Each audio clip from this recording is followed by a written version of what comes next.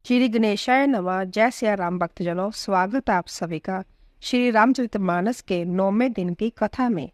माता कैकेयी के 2 वर मांगना और श्री राम जी का वनवास को प्रस्ताव। कैकेयी ने कोप का सब साज सजकर जा सोई। राजा करते हुए वह अपनी दुष्ट बुद्धि नष्ट हो गई। राजमहल और नगर में दुमदाम मच रही है। इस कुचाल को कोई कुछ नहीं जानता। बड़े ही आनंदित होकर नगर के सब स्त्री पुरुष शुभ मंगलाचार के साज सज रहे हैं। कोई भीतर जाता है, कोई बाहर निकलता है। राजद्वार में बड़ी भीड़ हो रही है। श्री रामचंद्र जी के बाल सखा राज तिलक का समाचार सुनकर हृदय में हर्षित होते हैं। वे 10-5 मिलकर श्री रामचंद्र जी के पास जाते हैं। प्रेम पहचान कर प्रभु श्री रामचंद्र जी का आदर करते हैं और कोमल वाणी से कुशल क्षेम पूछते हैं।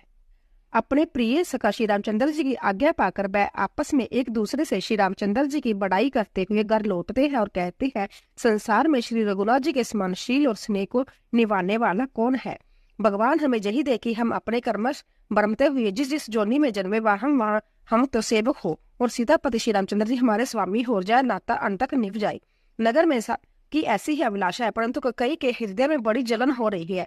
कुसंगति पाकर कौन नष्ट नहीं होता। नीच के मत के अनुसार चलने से चतुराई नहीं रह जाती। संध्या के समय राजा दशरथ आनंद के साथ कैकेयी के महल में गई। मानो साक्षात स्नेह ही शरीर दान कर निष्ठुरता के पास गया। कोप भवन का नाम सुनकर राजा में सहम गए। डर के मारे उनका पांव आगे की नहीं पड़ता। संध्या देवराज इंद्र जिनकी भुजाओं के बल पर बसता है और संपूर्ण राजलोक जिनका रुख देखते हैं, वही राजा दशरथ स्त्री का क्रोध सुनकर सूख गए। कामदेव का प्रताप और महिमा तो देखिए, जो त्रिशूल वज्र और तलवार आदि की चोट अपने अंगों पर सहने वाले हैं, वह रतिनाथ कामदेव के पुष्प बाण से मारे गए। राजा डरते डरते अपने प्यारी कैकेयी के पास गए। उसकी दशा देखकर उन्हें बड़ा ही दुख हुआ। कैकेयी जमीन पर पड़ी है, पुराना मोटा कपड़ा पहने हुए है, शरीर के नाना आभूषणों को उतारकर फेंक दिया है। उस दविंदी कैकेयी जह कुवेशता कैसी फम रही है, मानो बावी विधवापन की सूचना दे रही है। राजा उसके पास जाकर कोमल वाणी से बोले, हे प्राण प्रिय, किस लिए रिसाई हो अर्थात रूठी हो। हे रानी, किस लिए रूठी हो जा कहकर राजा उसे हाथ से स्पर्श करते हैं तो वह उनके हाथ को हटा देती है और ऐसे देखती है मानो क्रोध में भरी हुई नागिन क्रूर दृष्टि से देख रही हो। दोनों वरदानों की वासनाएं उस नागिन की 2 जीभें हैं और दोनों वरदान दांत है। वह काटने के लिए मर्म स्थान देख रही है। तुलसीदास जी कहते हैं कि राजा दशरथ होनहार के वश में होकर इसे कामदेव की क्रीड़ा ही समझ रहे हैं। राजा बार बार कह रहे हैं, हे सुमुखी, हे सुलोचनी, हे कोकिल बनी, हे गजगामणी, मुझे अपने क्रोध का कारण तो सुना। हे प्रिय, किसने तेरा अनिष्ट किया? किसके 2 सिर है जमराज? किसको लेना चाहते हैं? किस कंगाल को राजा कर दूं या किस राजा को देश से निकाल दूं? तेरा शत्रु अमर भी हो तो मैं भी उसे मार सकता हूँ। बेचारे कीड़े मकोड़े सरीखे नर नारी तो चीज ही क्या है। हे सुंदरी, तू तो मेरा स्वभाव जानती है कि मेरा मन सदा तेरे मुख रूपी चंद्रमा का चकोर है। हे प्रिय, मेरी प्रजा, कुटुंबी, संपत्ति, पुत्र, जहां तक कि मेरे प्राण भी जय सब तेरे वश में है। यदि मैं तुझसे कुछ कपट करके कहता हूँ तो हे बामनी, मुझे 100 बार राम की सौगंध है, तू हंसकर अपनी मनचाही बात मांग ले और अपने मनोहर अंगों की आभूषणों से सजा। मौका बेमौका तो मन में विचार कर देख। हे प्रिय, जल्दी इस बुरे वेश को त्याग दे। जय सुनकर और मन में राम जी की बड़ी सुगंध की विचार कर मंदबुद्धि कैकेयी हंसती हुई उठी और गहने पहनने लगी, मानो कोई बिलनी मृग को देखकर फंदा तैयार कर रही है। अपने जी में कैकेयी को सरिद्ध जानकर राजा दशरथ जी के प्रेम से पुलकित होकर कोमल और सुंदर बालू से फिर बोले, हे बामनी, तेरा मन चित्ता हो गया है। नगर में गरगर आनंद के बदावे बज रहे हैं। मैं कल ही राम को युवराज पद दे रहा हूँ, इसीलिए हे सुनैनी, तू मंगल साध सज। यह सुनते ही उसका कठोर हृदय दलक उठा, मानो पका हुआ बाल तोड़ फोड़ा छू गया हो। ऐसी बारी पीड़ा भी उसने हंसकर छिपा लिया, जैसे चोर की स्त्री प्रकट होकर नहीं रोती। राजा उसकी कपट चतुराई को नहीं लग सकते, क्योंकि वह करोड़ों कुटिलता को श्रोमणी गुरु मंत्रा की पढ़ाई हुई है। यद्यपि राजा नीति में निपुण है, परंतु त्रिय चरित्र अथाह समुद्र है। फिर वह कपट युक्त प्रेम बढ़ाकर नेत्र और मुंह मोड़कर हंसती हुई बोली, हे प्रियतम, आप मांग मांग तो कहा करते हैं, पर देते नेते कभी कुछ नहीं। अपने 2 वरदान देने को कहा था, उनको भी मिलने में संदेह है। राजा ने हंसकर कहा कि अब मैं तुम्हारा मतलब समझा। मान करना तुम्हें परम प्रिय है। तुमने उन बड़ों को धरोहर रखकर फिर कभी मांगा ही नहीं, और मेरा भूलने का स्वभाव होने से मुझे भी वह प्रसंग याद नहीं रहा। मुझे झूठ मूठ दोष मत दो। चाहे 2 के बदले 4 मांग लो। रघुकुल में सदा से यही रीति चलती आई है कि प्राण भले ही चले जाए पर वचन ना जाए। वह सत्य के समान पापों का समूह भी नहीं है। क्या करोड़ों गुंगुचियां मिलकर भी कहीं पहाड़ के समान हो सकती है? सत्य ही समस्त उत्तम पुण्यों की जड़ है। यह बात वेद पुराणों में प्रसिद्ध है और मुनि जनों में भी यही कहा है। उस पर मेरे द्वारा श्री राम जी की शपथ करने में आ गई।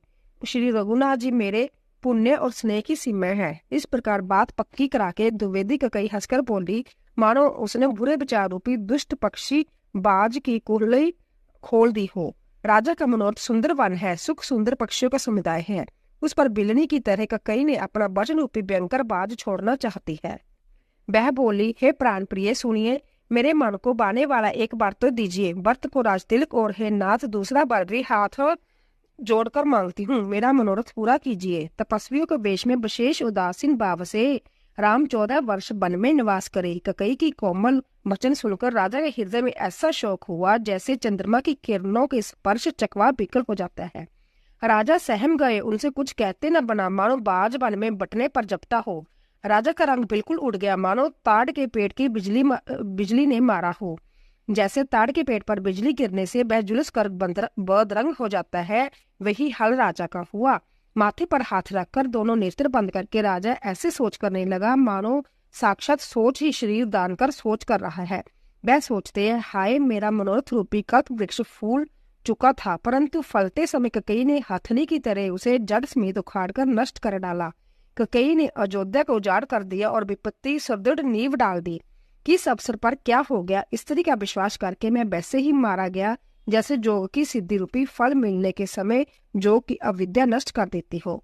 इस प्रकार राजा मन ही मन चीख रहे हैं। राजा का ऐसा बुरा हाल देखकर द्विवेदी ककई मन में बुरी तरह से क्रोधित हुई और बोली, क्या व्रत आपके पुत्र नहीं? क्या मुझे आप दाम देकर खरीद के लाई है? क्या मैं आपकी विवाहता पत्नी नहीं हूँ? जो मेरा वचन सुनते ही आपको बाण सा लगा तो आप सोच समझकर बात क्यों नहीं करते? उत्तर दीजिए, हाँ कीजिए, नहीं तो नहीं कर दीजिए। आप रघुवंश के सत्य प्रतिज्ञा वाले हैं। आपने ही वर देने को कहा था, अब भले ही ना दीजिए। सत्य को छोड़ दीजिए और जगत में अपजश लीजिए। सत्य की बड़ी सराहना करके वर देने को कहा था, समझा था कि चवेना ही मांग लेंगी। राजा शिवी ददीची और बलि ने जो कुछ खा, शीर और दल त्याग कर भी उन्होंने अपने वचन की प्रतिज्ञा निभाई। कई बहुत ही कड़वे वचन कह रही है, मानो जलने पर नमक छिड़क रही हो। धर्म की दूरी के धारण करने वाले राजा दशरथ ने धीरज धरकर नेत्र खोले और सिर दूर कर तथा लंबी सांस लेकर इस प्रकार कहा कि इसने मुझे बड़े कठोर मारा, ऐसी कठिन परिस्थिति उत्पन्न कर दी जिससे बच निकलना कठिन हो गया। प्रचंड क्रोध से जलती हुई ककई सामने इस प्रकार दिखाई पड़ी, मानो क्रोध रूपी तलवार नंगी खड़ी हो। कोविदी उस तलवार को मुठ है, निष्ठुरतादार है, वह उबरी मंत्रा रूपी सान पर धरकर तेज की हुई है। राजा ने देखा कि यह तलवार बड़ी ही भयानक और कठोर है और सोचा, क्या सत्य ही यह मेरा जीवन लेगी? राजा अपनी छाती कड़ी करके बहुत ही नम्रता के साथ उसे प्रिय लगने वाली वाणी बोले, हे प्रिय, हे वीरू, विश्वास और प्रेम को नष्ट करके ऐसे बुरी तरह वचन कैसे कह रही हो? मेरे तो व्रत तो रामचंद्र 2 आंखें हैं, जय मैं शंकर जी की साक्षी देकर सत्य कहता हूँ। मैं अवश्य सवेरे ही दूत भेजूंगा, दोनों भाई सुनते ही तुरंत आ जाएंगे। अच्छा दिन, शुभ मुहूर्त, शोध वकार सब तैयारी करके डंका बजाकर मैं व्रत को राज्य दे दूंगा। राम को राज्य का लोभ नहीं और व्रत पर उनका बड़ा प्रेम है। मैं ही अपने मन में बड़े छोटे का विचार करके राजनीति का पालन कर रहा था, बड़े को राजतिलक देने जा रहा था। राम को 100 बार सुगंध खाकर मैं स्वभाव से ही कहता हूँ कि राम की माता ने इस विषय में मुझे कुछ नहीं कहा। अवश्य ही मैंने तुमसे बिना पूछे जय सब किया, इसी से मेरा मनोरथ खाली गया। अब क्रोध छोड़ दो और मंगल साज सज। कुछ ही दिनों बाद व्रत युवराज हो जाएंगे। एक ही बात का मुझे दुख लगा कि तूने दूसरा वरदान बड़ी अड़चन का मांगा, उसकी आंच से अब भी मेरा हृदय जल रहा है। यह दिल गी में, क्रोध में अथवा सचमुच ही सच्चा है। क्रोध को त्याग कर राम का उपराध तो बता। सब कोई तो कहते कि राम बड़े ही साधु है। तू संभ्या भी राम की सराहना करती और उन पर स्नेह किया करती थी। अब यह सुनकर मुझे संदेह हो गया कि तुम्हारी प्रशंसा और स्नेह कहीं झूठे तो न थे। जिसका स्वभाव शत्रु के भी अनुकूल है, वह माता के प्रतिकूल आचरण क्यों करेगा? हे प्रिय, हंसी और क्रोध छोड़ दे और विवेक उचित अनुचित विचार कर वर मांग, जिससे अब मैं नेत्र भरकर व्रत का राज्याभिषेक देख सकूं। मछली चाहे बिना पानी के जीती रहे और सांप भी चाहे बिना मणि के दीन दुखी होकर जीता रहे, परंतु मैं स्वभाव से ही कहता हूँ, मन में छल रखकर नहीं, कि मेरा जीवन राम के बिना नहीं है। हे चतुर्प्रिय जी, में समझ देख, मेरा जीवन श्री राम के दर्शन के अधीन है। राजा के कोमल वचन सुनकर द्विवेदी ककई अंततः जल रही है, मानो अग्नि में घी की आहुतियां पड़ रही है। ककई कहती है, आप करोड़ों उपाय करो ना करो, जहाँ आपकी माया नहीं चलेगी। जहाँ तो मैंने जो मांगा है सो दीजिए, नहीं तो ना ही करके अपजस लीजिए। मुझे बहुत बखेड़े नहीं सुहाते। राम साधु है, आप सियाने साधु है, और राम की माता भी बली है। मैंने सबको पहचान लिया। कौशल्या ने मेरा जैसा बला चाहा है, मैं भी सबका करके रखने योग्य उन्हें वैसा ही फल दूंगी। सवेरा होते ही मुनि का वेश दान कर यदि राम बन को नहीं जाते, तो हे राजन, मन में समझ लीजिए कि मेरा मरना होगा और आपका अपयश। ऐसा कहकर कुटिल ककई उठ खड़ी हुई, मानो क्रोध की नदी उमड़ी हो। वह नदी पाप रूपी पहाड़ से प्रकट हुई है और क्रोध रूपी जल से भरी है। ऐसा भयानक है कि देखी नहीं जाती। दोनों प्रधान उस नदी के दो किनारे है। ककई का कठिन हट ही उसकी दर है और कुबरी मंथरा ने बचनों की प्रेरणा ही बंबर है। राजा दशरथ रूपी वृक्षों को जड़ मूल से डाहती हुई विपत्ति रूपी समुद्र की ओर सीधी चली है। राजा ने समझ लिया कि बात सचमुच सच्ची है। स्त्री के बहाने मेरी मृत्यु ही सिर पर नाच रही है। तदंतर राजा ने कई के चरण पकड़कर उसे बिठाकर विनती की कि तू सूर्य कुल के लिए कुल्हाड़ी मत बन। तू मेरा मस्तक मांग ले, मैं तुझे अभी दे दूं, पर राम की बिरया में मुझे मत मार। जिस किसी प्रकार से तू राम को रख ले, नहीं तो जन्म भर तेरी छाती जलेगी। राजा ने देखा कि रोग असाध्य है, तब अंतत आर्तवाणी से कहा, आ राम आ रघुनाथ, कहते हुए सिर पीटकर जमीन पर गिर पड़े। राजा व्याकुल हो गया। उनका सारा शरीर शिथिल पड़ गया, मानो हथनी ने कल्प वृक्ष को उखाड़ फेंका। कंठ सूख गया, मुख से बात नहीं निकलती, मानो पानी के बिना पहना नामक मछली तड़फ रही हो। कई फिर कड़वे और कठोर वचन बोली, मानो गाव में जहर भर रहा हो। कहती है, जो अंत में ऐसा ही करना था तो आपने मांग मांग किस बल पर कहा। हे राजा, ठाका मारकर हंसना और गाल फुलाना, क्या यह दोनों एक साथ ही सकते हैं? दानी भी कहना और कंजूसी भी करना, क्या राजपूतों की शेम कुशल भी रह सकती है? लड़ाई में बहादुरी भी दिखावे और कहीं चोट भी न लगे। जा तो वचन ही छोड़ दीजिए, जा धैर्य धारण कीजिए। जो असहाय स्त्री की बांति रोए पीटे नहीं। सत्यावर्ती के लिए तो शरीर, स्त्री, पुत्र, धन और पृथ्वी सब के तिनके के बराबर कहे गए हैं। ककई के मरम भेदी वचन सुनकर राजा ने कहा, तू तो जो चाहे है, तेरा कुछ भी दोष नहीं। मेरा काल तुझे मानो पिशाच होकर लग रहा है। बेही तुझसे जैसा कहला रहा है। व्रत तो भूल कर भी राजपद नहीं चाहते। होन हर वर्ष तेरे ही जी में कुमिति आवासी। जहर सब मेरे पापों का परिणाम है, जिससे बेमौके विदाता विपरीत हो गया। तेरी उजाड़ी हुई जब सुंदर अयोध्या फिर बलिवंती बसेगी और समस्त गुणों के दाम श्री राम की प्रभुता भी होगी। सब भाई उनकी सेवा करेंगे और तीनों लोकों में श्री राम की बड़ाई होगी। केवल तेरा कलंक और मेरा पछतावा मरने पर भी नहीं मिटेगा, जब किसी तरह नहीं जाएगा। अब तुझे जो अच्छा लगे वही कर। मुंह छिपाकर मेरी आंखों की ओट जा बैठ, अर्थात मेरे सामने से हट जा, मुझे मुंह ना दिखा। मैं हाथ जोड़कर कहता हूँ कि जब तक मैं जीता रहूं तब तक फिर कुछ न कहना, अर्थात मुझसे न बोलना। अरे अब अग्नि, फिर तू अंत में पछताएगी, जो तू नहारू तांत के लिए गाय को मार रही हो। राजा करोड़ों प्रकार समझाकर और जय कहकर कि तू क्यों सर्वनाश कर रही है, पृथ्वी पर गिर पड़े। पर कपट करने में चतुर ककई कुछ बोलती नहीं, मानो मौन होकर मसान जगा रही हो। राजा राम राम रट रहे हैं और ऐसे व्याकुल हो रहे हैं जैसे कोई पक्षी पंख के बिना बेहाल हो। वह अपने हृदय में मनाते हैं कि सवेरा ना हो और कोई जाकर श्री रामचंद्र जी से जय बात ना कहे। हे रघुकुल के गुरु सूर्य भगवान, आप अपना उदय न करे। अयोध्या को देखकर आपके हृदय में बड़ी पीड़ा होगी। राजा की प्रीति और ककई की निष्ठुरता दोनों को ब्रह्मा ने सीमा तक रचकर बनाया है, अर्थात राजा प्रेम की सीमा है और ककई निष्ठुरता। विलाप करते करते ही राजा को सवेरा हो गया। राजद्वार पर बिना पांसुरे शंख की दमनी होने लगी। बाट लोग विरुद्धावली पढ़ रहे हैं और कवे गुणों का गान कर रहे हैं। सुनने पर राजा को वे बाण जैसे लगते हैं। राजा को जैसा मंगल साज कैसे नहीं सुहा रहे हैं, जैसे पति के साथ सती होने वाली स्त्री को आभूषण। श्री रामचंद्र जी के दर्शन की लालसा और उत्साह के कारण उस रात्रि में किसी को भी नींद नहीं आई। राजद्वार पर मंत्री और सेवकों की भीड़ लग गई। वह सब सूर्य को उदय हुआ देखकर कहते हैं कि ऐसा कौन सा विशेष कारण है कि अवधपति दशरथ जी अभी तक नहीं आए? राजा नित्य की ही रात के पिछले पहर जाग जाया करते हैं, किंतु आज हमें बड़े आश्चर्य हो रहा है कि सुमंत्र जाओ, जाकर राजा को जगाओ, उनकी आज्ञा पाकर हम सब काम करें। तब सुमंत्र राजमहल में गए, पर महल को भयानक देखकर वह जाते हुए डर रहे हैं। ऐसा लगता है मानो दौड़कर काट खाएगा। उसकी ओर देखा भी नहीं जाता, मानो विपत्ति और विषाद ने वहां डेरा डाल रखा हो। पूछने पर कोई जवाब नहीं देता। वह उस महल में गए जहाँ राजा कई थे। जय जीव कहकर सिर नवाकर बैठे और राजा की दशा देखकर तो वह सूख ही गए। देखा कि राजा सोचते व्याकुल है, चेहरे का रंग उड़ गया है, जमीन पर ऐसे पड़े हैं मानो कमल जड़ से उखड़कर मुरझाया पड़ा हो। मंत्री मारे डर के कुछ पूछ नहीं सकते।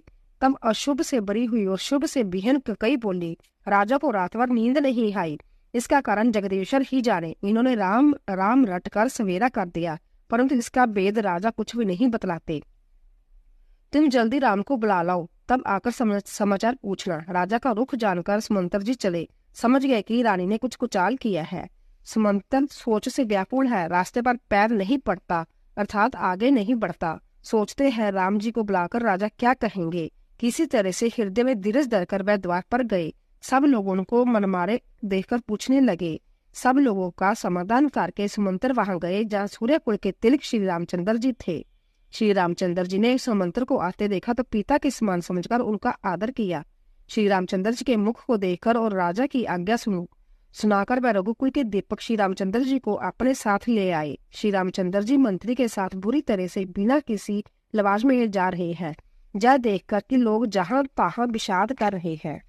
रघुवंशमणि श्री रामचंद्र जी ने जाकर देखा कि राजा अंतत ही बुरी हालत में पड़े हैं, मानो सिंहनी को देखकर कोई बूढ़ा गजराज सहमकर गिर पड़ा है। राजा के होठ सूख रहे हैं और सारा शरीर जल रहा है, मानो मणि के बिना सांप दुखी हो रहा है। पास ही क्रोध से बड़ी ककई को देखा, मानो मृत्यु ही बैठी है, घड़ियां गिन रही है। श्री रामचंद्र जी का स्वभाव कोमल और करुणामय है। उन्होंने पहली बार जय दुख देखा। इससे पहले कभी उन्होंने दुख सुना भी नहीं था।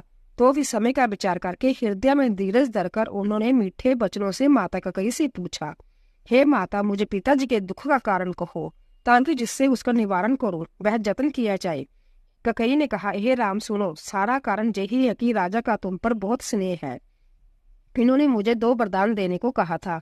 मुझे जो कुछ अच्छा लगा वही मैंने मांगा। उसे सुनकर राजा के हृदय में सोच हो गई, क्योंकि जय तुम्हारा संकोच नहीं छोड़ सकते। इधर तो पुत्र का स्नेह है और उधर वचन प्रतिज्ञा। राजा इसी धर्म संकट में पड़ गए।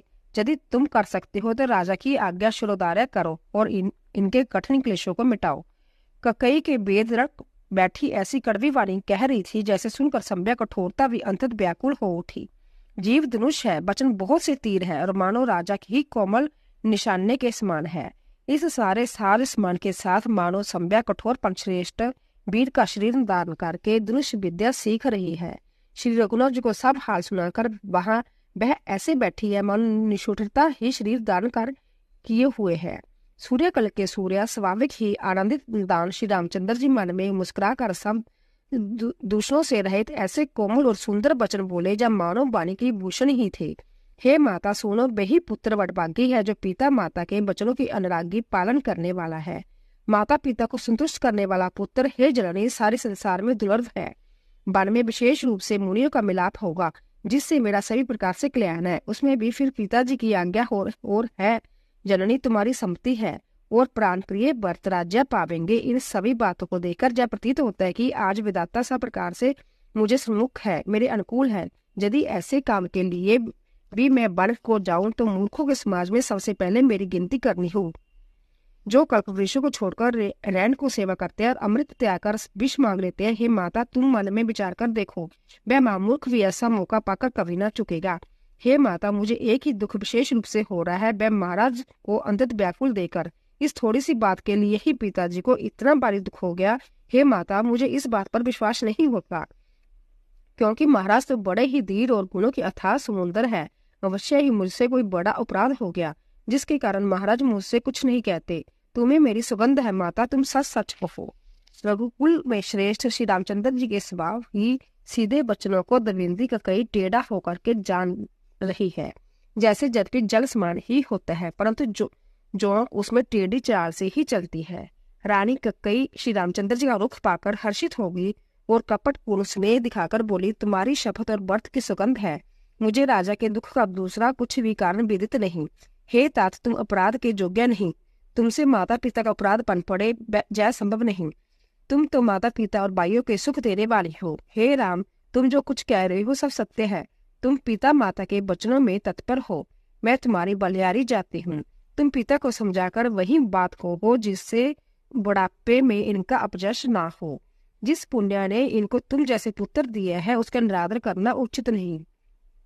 ककई के बुरे मुख में जैसे शुभ वचन कैसे लगते हैं, जैसे मगध में देश में गया आदिक तीर्थ श्री रामचंद्र जी को माता ककई ने सब वचन ऐसे अच्छे लगे जैसे गंगा जी में जाकर अच्छे बुरे सभी प्रकार के जल शुभ सुंदर हो जाते हैं।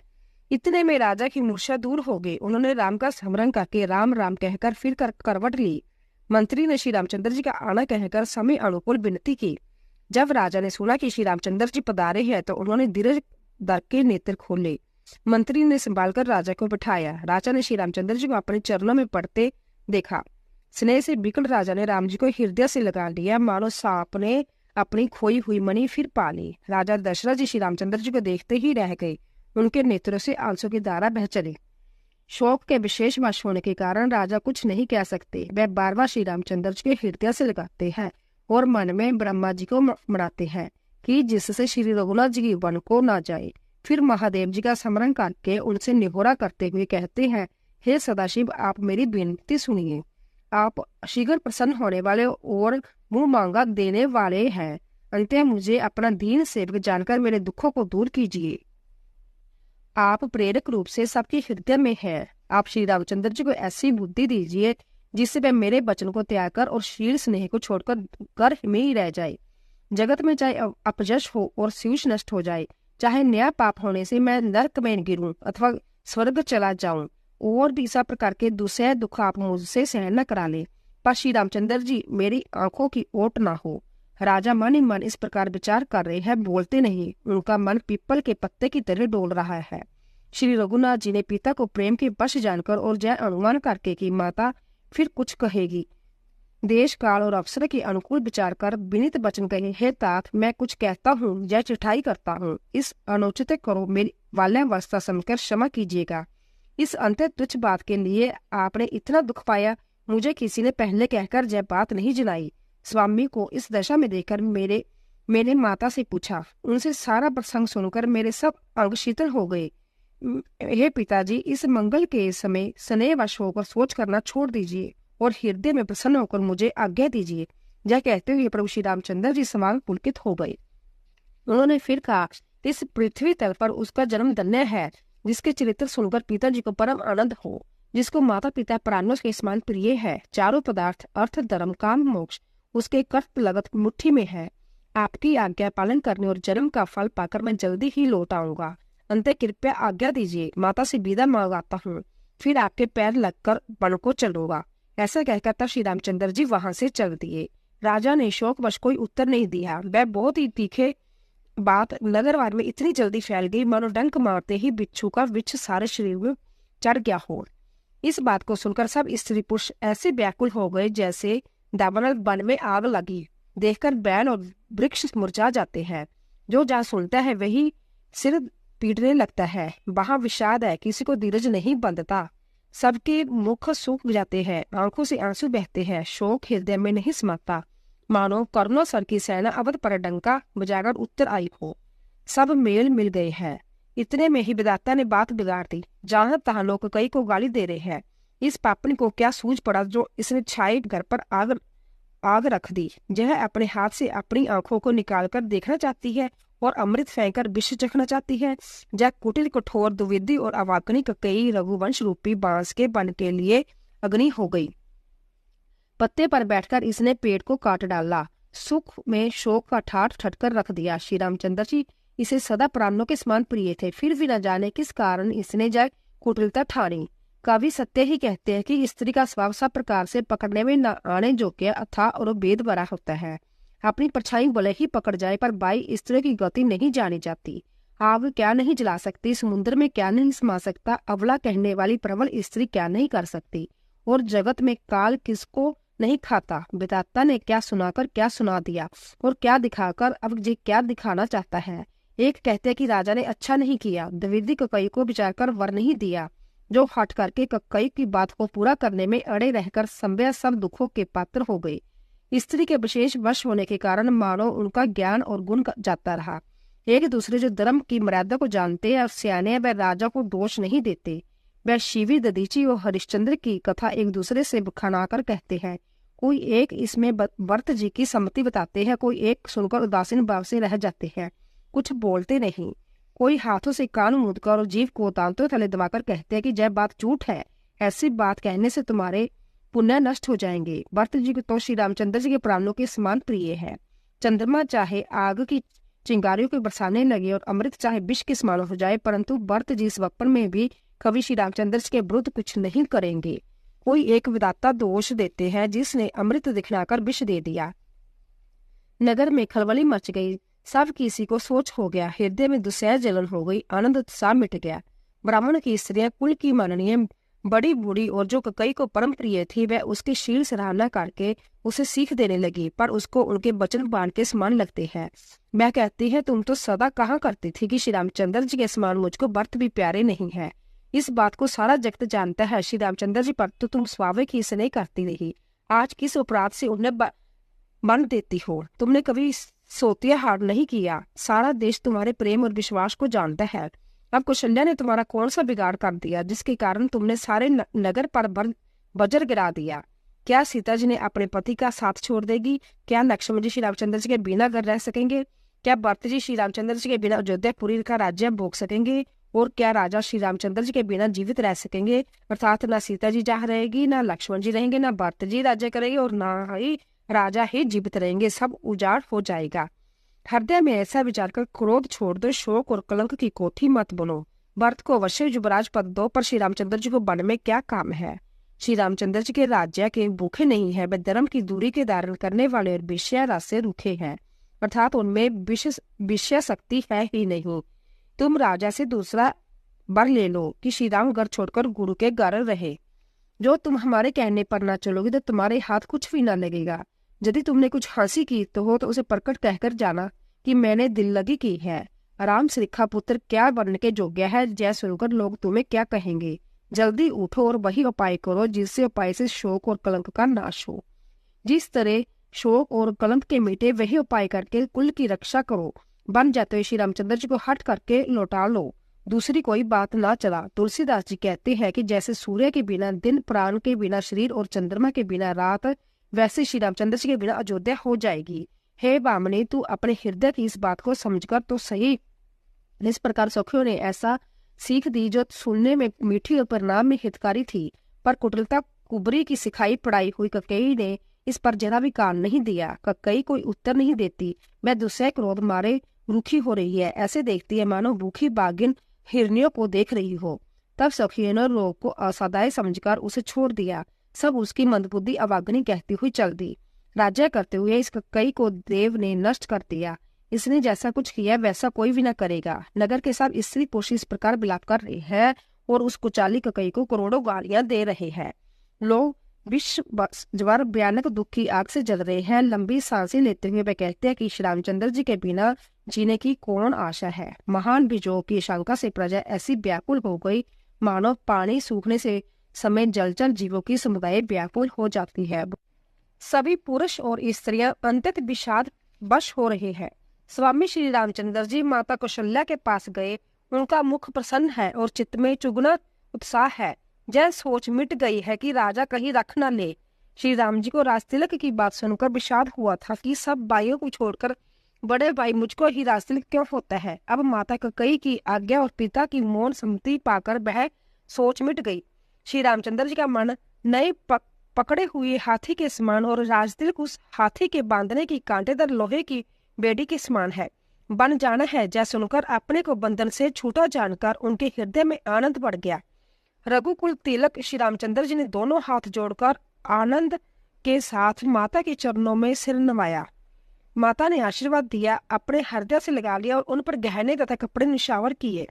माता बार बार श्री रामचंद्र जी का मुख चूम रही है। नेत्रों में प्रेम का जल वर आया और सब अंग पुलकित हो गए। श्री राम को अपनी गोद में बिठाकर फिर हृदय से लगा लिया। सुंदर सतन दूध बहने लगा। उनका प्रेम और महान आनंद कुछ कहा नहीं जाता, मानो कंगाल ने कुबेर का पद पा लिया हो। बड़े आदर के साथ सुंदर मुख से देखकर माता मधुर वचन बोली, हे तात, माता बलिहारी जाती है, कहो वह आनंद मंगलकारी लगन कब है, जो मेरे पुण्यशील और सुख की सुंदर सीमा है और जन्म लेने के लाभ की पूर्णतम अवधि है, तथा जिस लगन को सभी स्त्री पुरुष अंत्यत व्याकुलता से इस प्रकार चाहते हैं जिस प्रकार प्यास चातक और चाँद की शरद ऋतु के स्वाति नक्षत्र की वर्षा को चाहते हैं। हे तात, मैं बलिया लेती हूँ, तुम जल्दी नहा लो और जो मन भावे कुछ मिठाई खा लो। भैया तब पिता के पास जाना, बहुत देर हो गई, माता बलिहारी जाती है। माता की अंत्यत अनुकूल वचन सुनकर जो मानो स्नेह रूपी कल्प वृक्ष के फूल थे, जो सुख रूपी मकरंद पुष्प रास से भरे थे और श्री राजलक्ष्मी के मूल थे, ऐसे वचन रूपी फूलों को देखकर श्री रामचंद्र जी का मन रूपी बोरा उन पर नहीं भूला। धर्म तरीन श्री रामचंद्र जी ने धर्म की गति को जानकर माता से अंतत कोमल वाणी से कहा, हे माता, पिताजी ने मुझको वन का राज्य दिया है, जहाँ सब प्रकार से मेरा बड़ा काम बनने वाला है। हे माता, तू प्रसन्न मन से मुझे आज्ञा दे, जिससे मेरी बड़े यात्रा में आनंद मंगल हो। मेरे स्नेह वश भूलकर भी डरना नहीं। हे माता, तेरी कृपा से आनंद ही होगा। 14 वर्ष वन में रहकर पिताजी के वचन को सत्य कर फिर लौटकर तेरे चरणों का दर्शन करूंगा। तू मन को दुखी न कर। रघुकुल में श्रेष्ठ श्री राम जी के जब बहुत ही नम्र और मीठे वचन माता के हृदय में बाण के समान लगे और कसकने लगे, उस शीतल वाणी को सुनकर कौशल्या वैसे ही सहम कर सूख गई, जैसे बरसात का पानी पड़ने से जवासा सूख जाता है। हृदय के विषाद कुछ कहा नहीं जाता, मानो सिंह को गर्जना सुनकर हिरनी विकल हो गई। नेत्रों में जल भर आया, शरीर थर थर कांपने लगा, मानो मछली मांझा पहली वर्षा का फैन खाकर बदहवास हो गई हो। धीरज धरकर पुत्र का मुख देखकर माता गदगद वचन कहने लगी, हे तात, तुम तो पिता के प्राणों के समान प्रिय हो। तुम्हारे चरित्र को देखकर वह नित्य प्रसन्न होते हैं। राज्य देने के लिए उन्होंने ही शुभ दिन सुधवाया था, फिर अब किस अपराध से वन जाने को कहा। हे तात, मुझे इसका कारण सुनाओ। सूर्यवंश को जलाने के लिए अग्नि कौन हो गया? तब श्री रामचंद्र जी का रुख देखकर मंत्री के पुत्र ने सब कारण समझाकर कहा। उस प्रसंग को सुनकर वह गूंगी जैसी रह गई। उनकी दशा का वर्णन नहीं किया जा सकता, ना रख सकती है, ना कह सकते कि बन चले जाओ। दोनों ही प्रकार से हृदय में बड़ा भारी संताप हो रहा है। मन में सोचती है कि देखो, बताता नहीं चाल सदा सबके लिए टेढ़ी होती है। लिखने लगी चंद्रमा और लिख गया राहु। धर्म और स्नेह दोनों ने कौशल्या जी की बुद्धि को घेर लिया। उनकी दशा सर्व शशुंदर की सी हो गई। वह सोचने लगी कि यदि मैं हट करके पुत्र को रख लेती हूँ तो धर्म जाता है और भाइयों में विरोध होता है, और यदि बन जाने को कहती हूँ तो बड़ी हानि होती है। इस प्रकार धर्म संकट में पड़कर रानी विशेष रूप से सोच के वश हो गई। फिर बुद्धिमती कौशल्या जी स्त्री धर्म पति धर्म को समझकर और राम तथा भरत दोनों पुत्रों को समान जानकर सरल स्वभाव वाली श्री रामचंद्र जी की माता बड़ा धीरज धरकर वचन बोली, हे तात, मैं बलिहारी जाती हूँ। तुमने अच्छा किया। पिता की आज्ञा का पालन करना ही सब धर्मों का शिरोमणि धर्म है। राज्य देने को कहकर बन दे दिया, उसका मुझे लेश मात्र भी दुख नहीं है। दुख तो बात क्या है कि तुम्हारे बिना भरत को, महाराज को और प्रजा को बड़ा भारी क्लेश होगा। हे तात, यदि केवल पिताजी की आज्ञा हो तो माता को बड़ी जानकर वन को मत जाओ, किंतु यदि पिता माता दोनों ने वन जाने को कहा है तो वन तुम्हारे लिए सैकड़ों अयोध्या के समान है। वन के देवता तुम्हारे पिता होंगे और वन देवियां माता होगी। वहां के पशु पक्षी तुम्हारे चरण कमलों के सेवक होंगे। राजा के लिए अंत में तो वनवास करना उचित ही है। केवल तुम्हारी अवस्था देखकर हृदय में दुख होता है। हे रघुवंश के तिलक, वन बड़ा भाग्यवान है और वह अवध अभागी है जिसने तुम्हें त्याग दिया। हे पुत्र, यदि मैं कहूँ कि मुझे भी साथ ले चलो तो तुम्हारे हृदय में संदेह होगा कि माता इसी बहाने मुझे रोकना चाहती है। हे पुत्र, तुम सभी के परम प्रिय हो, प्राणों के प्राण और हृदय के जीवन हो। वही तुम कहते हो कि माता मैं वन को जाऊं और मैं तुम्हारे वचनों को सुनकर बैठी पछताती हूँ। जय सोचकर झूठा स्नेह बढ़ाकर मैं हट नहीं करती। बेटा, मैं बलैया लेती हूँ, माता का नाता मानकर मेरी सुध भूल न जाना। हे गोसाई, सब देव और पितर तुम्हारी वैसे ही रक्षा करे जैसे पलके आंखों की रक्षा करती है। तुम्हारे वनवास की अवधि जल है, प्रयोजन और कुटुंबी मछली है। तुम दया की खान और धर्म की दूरी को धारण करने वाले हो। ऐसा विचार कर वही उपाय करना जिसमें सबके जीते जी तुम आ मिलो। मैं बलिहारी जाती हूँ। तुम सेवकों, परिवार वालों और नगर वर को उल्लास करके सुखपूर्वक वन को जाओ।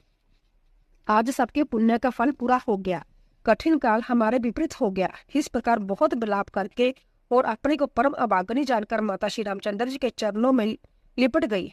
हृदय के भयानक दुसह संताप छा गया। उस समय के बहुविध विलाप का वर्णन नहीं किया जा सकता। श्री रामचंद्र जी ने माता को उठाकर हृदय से लगा लिया और फिर कोमल वचन कहकर उन्हें समझाया। उसी समय यह समाचार सुनकर सीता जी अकुला उठी और सास के पास जाकर उनके दोनों चरण कमलों की वंदना कर सिर नीचा करके बैठ गई। सास ने कोमल वाणी से आशीर्वाद दिया। वह सीता जी को अंतर सुकुमारी देखकर व्याकुल हो उठी। रूप की राशि और पति के साथ पवित्र प्रेम करने वाली सीता जी नीचा मुख किए बैठी सोच रही है, जीवननाथ वन को चलना चाहते हैं, देखे किस पुण्यवान से उनका साथ होगा। शरीर और प्राण दोनों साथ जाएंगे या केवल प्राण ही से इनका साथ होगा। विधाता की करनी कुछ जानी नहीं चाहती। सीता जी अपने सुंदर चरणों के नखों से दफ्ती कुरेद रही है। ऐसा करते समय नुपुरों को जो मधुर स्वंत शब्द हो रहा है, कवि उसका इस प्रकार वर्णन नहीं करते हैं कि मानो प्रेम के वश होकर नुपुर यह विनती कर रहे हैं कि सीता जी के चरण कभी हमारा त्याग न करे। सीता जी सुंदर नेत्र से जल बहा रही है। उनकी जब दशा देखकर श्री राम जी की माता कौशल्या बोली है, तात सुनो, सीता अंतत ही सुकुमारी है तथा सास ससुर कुटुंबी सभी को प्यारी है। इनके पिता जनक जी राजाओं की शिरोमणि है, ससुर सूर्यकुल के सूर्य है और पति सूर्यकुल रूपी कुमुद वन को खिलाने वाले चंद्रमा तथा गुण और रूप के भंडार है। फिर मैंने रूप की राशि, सुंदर गुण और शील वाली प्यारी पुत्र पाई है।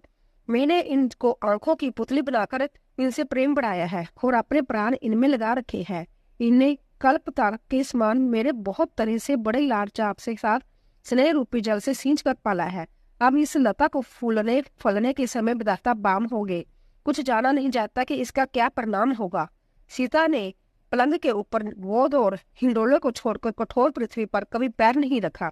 मैं सदा संजीवनी जड़ी के समान इनकी रखवाली करती रहूं, कभी दीपक की बत्ती हटाने को भी नहीं कहती। बेही सीता अब तुम्हारे साथ वन चलना चाहती है। हे रघुनाथ, उसे क्या आज्ञा देती है? चंद्रमा की किरणों से अमृत चाहने वाली चकोरी सूर्य की ओर आंख किस तरह मिला सकती है?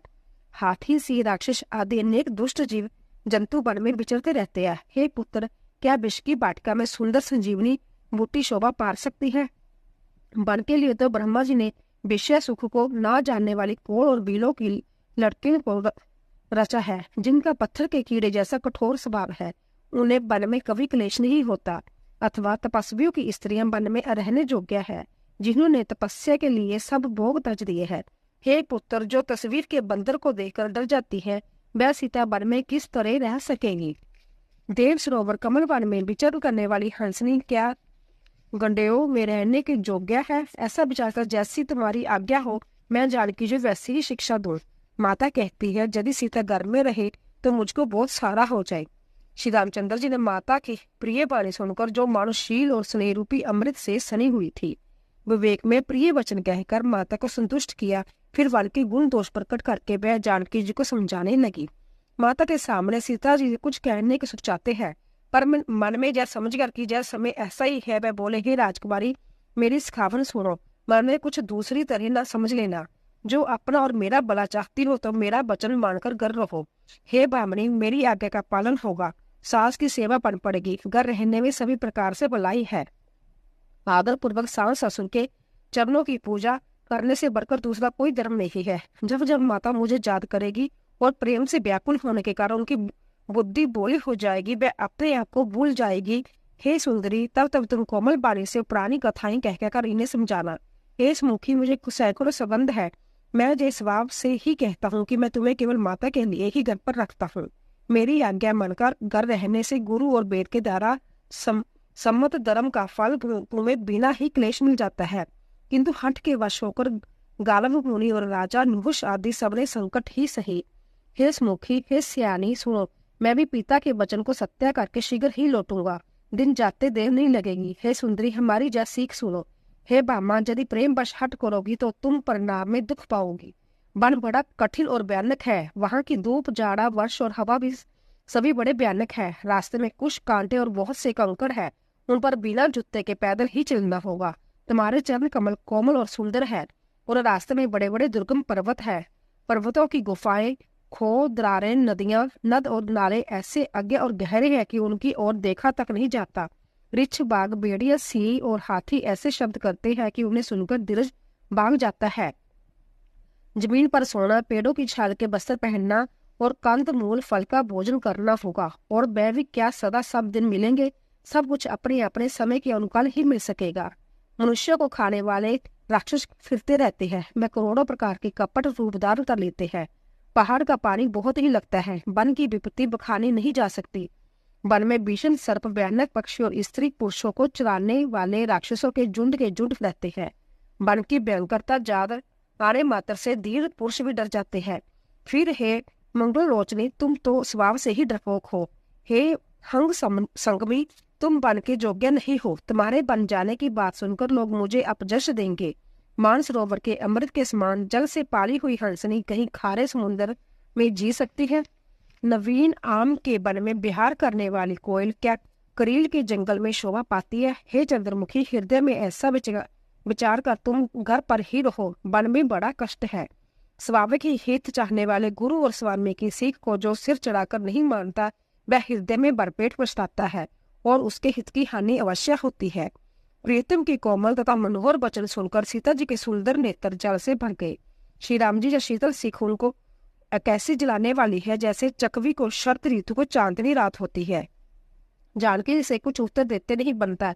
मैं यह सोचकर व्याकुल हो उठी कि मेरे पवित्र और प्रेमी स्वामी मुझे छोड़ जाना चाहते हैं। नेत्रों के जल आंसू को जबरदस्ती रोककर मैं पृथ्वी की कन्या सीता जी हृदय में धीरज धरकर सांस के पैर लगकर हाथ जोड़कर कहने लगी, हे देवी, मेरी इस बड़ी बारी ठंडाई क्षमा कीजिए। मुझे प्राणपति ने वही शिक्षा दी है जिससे मेरा परम हित हो, परंतु मैंने मन में समझकर देख लिया कि पति के वियोग के समान जगत में कोई दुख नहीं है। हे प्राणनाथ, हे दयादाम, हे सुंदर, हे सुखों को देने वाले, हे सुजान, हे रघुकुल रूपी, कुम्मद को खिलाने वाले चंद्रमा, आपके बिना स्वर्ग भी मेरे लिए नरक के समान है। माता पिता, बहन प्यारा, भाई प्यारा, परिवार मित्रों का समुदाय, सास ससुर, गुरु समझल, सहायक और सुंदर, सुशील और सुख देने वाला पुत्र। हे नाथ, जहाँ तक स्नेह और नाते हैं, पति के बिना स्त्री को सभी सूर्य से भी बढ़कर तपाने वाले हैं। शरीर, धन, घर, पृथ्वी, नगर और राज्य पति के बिना स्त्री के लिए जैसा शोक का समाज है। भोग रोग के समान है, गहने बार रूप है और संसार जम जातना नरक की पीड़ा के समान है। हे प्राणनाथ, आपके बिना जगत में मुझे कहीं कुछ भी सुखदायी नहीं है। जैसे बिना जीव के देह और बिना जल के नदी, वैसे ही हे नाथ बिना पुरुष के स्त्री है। हे नाथ, आपके साथ रहकर आपका शरद पूर्णिमा के निर्मल चंद्रमा के समान मुख देखने से मुझे समस्त सुख प्राप्त होंगे। हे नाथ, आपके साथ पक्षी और पशु ही मेरे कुटुंबी होंगे। वन ही, नगर और वृक्षों की शाल ही निर्मल वस्त्र होंगे और पर्णकुटी ही स्वर्गों की समान सुखों की मूल होगी। उदार हृदय के वन देवी और वन देवता ही सास ससुर के समान मेरी साथ संभार करेंगे और कुशा पत्तों के सुंदर बिशोना ही प्रभु के साथ कामदेव की ही मनोहर तोष के समान होगी। कंद मूल और फल ही अमृत समान आहार होंगे और पहाड़ी अयोध्या के सैकड़ों राजमहलों के समान होंगे। क्षण क्षण में प्रभु के चरण कमलों को देख देख कर मैं ऐसी आनंदित रहूंगी जैसे दिन में चकवी रहती है। हे नाथ, आपने बन के बहुत से दुख और बहुत से बेया विषाद संताप कहे, परंतु हे कृपा निदान, वह सब मिलकर भी प्रभु के वियोग के लवलेश के समान भी नहीं हो सकते। ऐसा जी में जानकर हे सुजान शिरोमणि, आप मुझे साथ लीजिए, जहाँ ना छोड़िए। हे स्वामी, मैं अधिक क्या बेनती करूं, आप करुणा में है और सबकी हृदय की अंदर की जानने वाले से। हे दीनबंधु, हे सुंदर, हे सुख देने वाले, हे शील और प्रेम के भंडार, यदि अवधि 14 वर्ष तक मुझे अयोध्या में रखते हैं तो जान लीजिए कि मेरे प्राण नहीं रहेंगे। क्षण क्षण में आपके चरण कमलों को देखते रहने से मुझे मार्ग चलने में थकावट न होगी।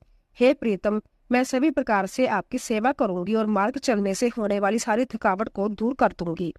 आपके पैर धोकर पेड़ों की छाया में बैठकर मन में प्रसन्न होकर हवा करूंगी, पंखा झूलूंगी। पसीने की बूंदों सहित शायम शरीर को देखकर प्राणपति के दर्शन करते हुए दुख के लिए मुझे अवकाश ही कहाँ रहेगा। समतल भूमि पर घास और पेड़ों के पत्ते बिछाकर यह दासी रात भर आपके चरण दबाएगी। बार बार आपकी कोमल मूर्ति को देखकर मुझको गर्म हवा भी न लगेगी। प्रभु के साथ मेरी ओर देखने वाला कौन है, अर्थात कोई नहीं देख सकता। जैसे सिंह की स्त्री को खरगोश और सियार नहीं देख सकते, मैं सुकुमारी हूँ और नाथ वन के योग्य है। आपको तो तपस्या उचित है और मुझको विषय भोग। ऐसे कठोर वचन सुनकर भी जब मेरा हृदय न फटा तो हे प्रभु, जे पामर प्राण आपके वियोग का भीषण दुख सहेंगे। ऐसा कहकर सीता जी बहुत ही व्याकुल हो गई। वह वचन बिजोग को भी न संभाल सकी, अर्थात शरीर से बिजोग की बात तो लग रही, वचन से भी बिजोग की बात सुनकर वह अंतत विकल हो गई। उनकी जब दशा देखकर श्री रघुनाथ जी ने अपने जी में जान लिया कि हठपूर्वक इन्हें जा रखने से जब प्राणों को ना रखेगी। तब कृपालु सूर्यकुल के स्वामी श्री रामचंद्र जी ने कहा कि सोच छोड़कर मेरे साथ वन को चलो, आज विषाद करने का अवसर नहीं है, तुरंत वन गमन की तैयारी करो। श्री रामचंद्र जी के प्रिय वचन कहकर प्रियतमा सीता जी को समझाया, फिर माता के पैरों लगकर आशीर्वाद प्राप्त किया। माता ने कहा, बेटा जल्दी लौटकर प्रजा के दुख को मिटाना और जय न्यूठन माता तुम्हें भूल न जाए। हे विधाता, क्या मेरी दशा भी फिर पलटेगी? क्या अपने नेत्रों से मैं इस मनोहर जोड़ी को फिर देख पाऊंगी? हे पुत्र, वह सुंदर दिन और शुभ घड़ी कब होगी जब तुम्हारी जननी जीते जी तुम्हारा चांद सा मुखड़ा फिर देखेगी? हे तात, वत्स कहकर, लाल कहकर, रघुपति कहकर, रघुवर कहकर मैं फिर कब तुम्हें बुलाकर हृदय से लगाऊंगी और हर्षित होकर तुम्हारे अंगों को देखूंगी। जय देखकर कि माता स्नेह के मारे अधीर हो गई और इतनी अधिक व्याकुल है कि मुंह से वचन नहीं निकलता, श्री रामचंद्र जी ने अनेक प्रकार से उन्हें समझाया। वह समय और स्नेह वर्णन नहीं किया जा सकता। तब जानकी जी सांस के पाम लगी और बोली, हे माता सुनिए, मैं बड़ी ही अभागी हूँ। आपकी सेवा करने के समय देव ने मुझे वनवास दे दिया, मेरा मनोरथ सफल न किया। आप शोक का त्याग कर दे, परंतु कृपा न छोड़िएगा। कर्म की गति कठिन है, मुझे भी कुछ दोष नहीं। सीता जी के वचन सुनकर सांस व्याकुल हो गई। उनकी दशा में किस प्रकार बखान करूं?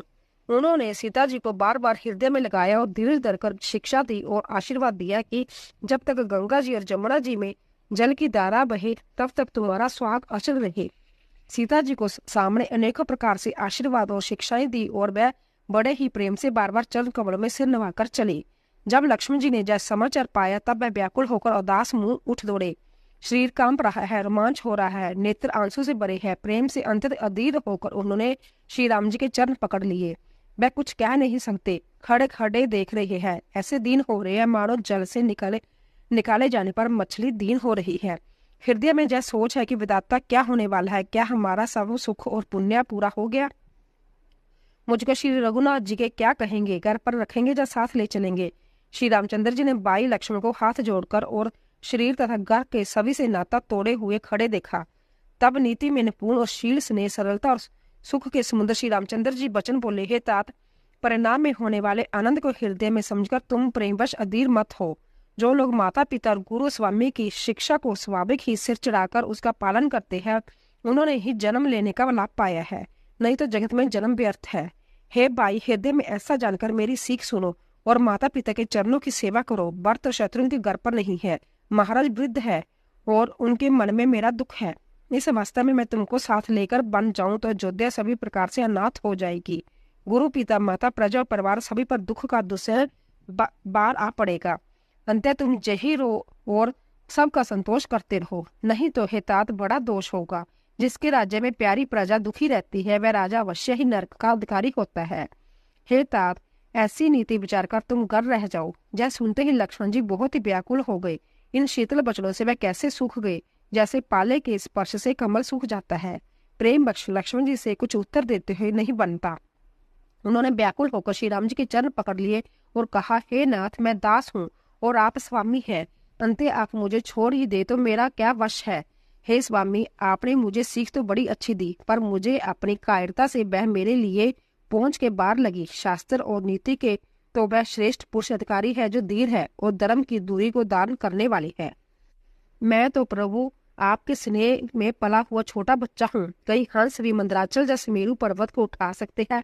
हे नाथ, स्वभाव से ही कहता हूँ, आप विश्वास करें, मैं आपको छोड़कर गुरु पिता माता किसी को भी नहीं जानता। जगत में जहाँ तक स्नेह का संबंध, प्रेम और विश्वास है, जिनको सम्यक वेद ने गाया है, हे स्वामी, हे दीनबंधु, हे सबके हृदय के अंदर की जानने वाले, मेरे तो वह सब कुछ केवल आप ही है। धर्म और नीति का उपदेश तो उसको करना चाहिए जिसके कीर्ति, ऐश्वर्य या सदगति प्यारी हो, किंतु जो मन, वचन और कर्म से चरणों में ही प्रेम रखता हो, हे कृपा सिंधु, क्या वह भी त्याग के योग्य है? दया के समुद्र श्री रामचंद्र जी ने भले ही बाई के कोमल और नम्रता युक्त वचन सुनकर उन्हें स्नेह के कारण डरे हुए जानकर हृदय से लजाकर समझाया और कहा, हे बाई, जाकर माता से विदा मांग आओ और जल्दी वन को चलो। रघुकुल के श्रेष्ठ श्री राम जी की वाणी सुनकर लक्ष्मण जी आनंदित हो गए। बड़ी हानि दूर हो गई और बड़ा लाभ हुआ। वह हर्षित हृदय से माता सुमित्रा जी के पास आए। मानो अंधा फिर से नेत्र पा गया हो। उन्होंने जाकर माता के चरणों में मस्तक नवाया, किंतु उनका मन रंगफूल को आनंद देने वाला श्री राम जी की ओर जानकी जी के साथ था। माता ने उदास मन देखकर उनसे पूछा। लक्ष्मण जी ने सब कथा विस्तार से कह सुनाई। सुमित्रा जी कठोर वचनों को सुनकर ऐसे सहम गई जैसे हिरनी चारों ओर वन में आग लगी देखकर सहम जाती है। लक्ष्मण ने देखा कि आज अनर्थ हुआ या स्नेहवश काम बिगाड़ देगी, इसलिए वे विदा मांगते हुए डर के मारे सुखचाते हैं और मन ही मन सोचते हैं कि विधाता माता साथ जाने को कहेगी या नहीं।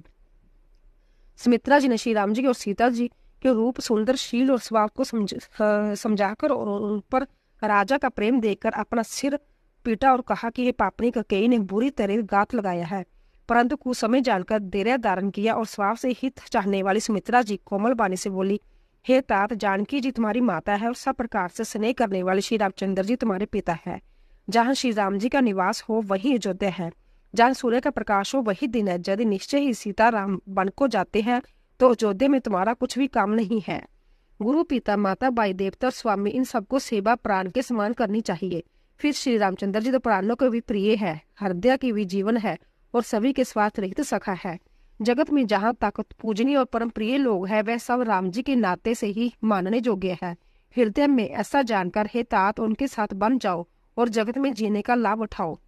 मैं बलिहारी जाती हूँ। हे पुत्र, मेरे समेत तुम बड़े ही सौभाग्य पात्र हुए जो तुम्हारे चितने छल छोड़कर श्री राम जी के चरणों में स्थान प्राप्त किया है। संसार में वही जुगती स्त्री पुत्रवती है जिसका पुत्र श्री रघुनाथ जी का भक्त हो, नहीं तो जो राम से विमुख पुत्र से अपना हित जानती है वह तो बांझ ही अच्छी, पशु की भांति उसका बयाना व्यर्थ है। तुम्हारे ही भाग्य से श्री राम जी के वन को जा रहे हैं। हे तात, दूसरा कोई कारण नहीं। संपूर्ण पुण्य को सबसे बड़ा फल यही है कि श्री सीताराम जी के चरणों में स्वाभाविक प्रेम हो। राग, देश, ऐश्वर्य, मद, मोह, इनके वश स्वप्न भी मत होना। सब प्रकार के विकारों का त्याग कर मन, वचन और कर्म से श्री सीताराम जी की सेवा करना। तुमको वन में सब प्रकार से आराम है, जिसके साथ श्री राम जी और सीता जी रूप पिता माता है। हे पुत्र, तुम वही करना जिससे श्री रामचंद्र जी वन में क्लेश न पावे। मेरा यही उपदेश है। हे तात, मेरा यही उपदेश है जिससे वन में तुम्हारे कारण श्री राम जी और सीता जी सुख पावे और पिता माता, प्रिय परिवार तथा नगर के सुखों की याद भूल जाए।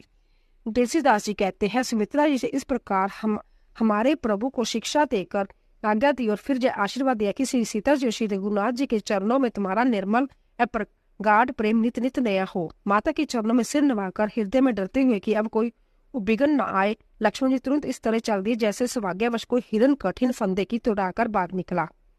लक्ष्मण जी वहां गए जहाँ श्री जानकी जी नाथ जी थे और प्रिय का साथ पाकर मन में बड़े ही प्रसन्न हुए।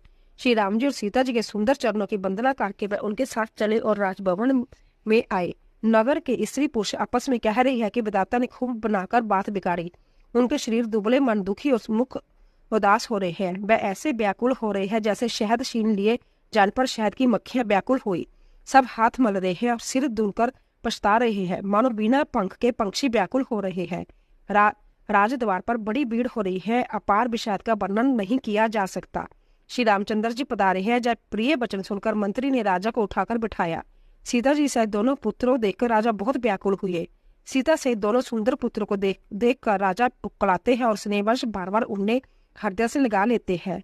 राजा व्याकुल है, बोल नहीं सकते, हृदय में शोक से उत्पन्न हुआ भयानक संताप है। तब रघुकुल के वीर श्री रामचंद्र जी ने अंतत प्रेम से चरणों में सिर नवाकर उठकर विदा मांगी।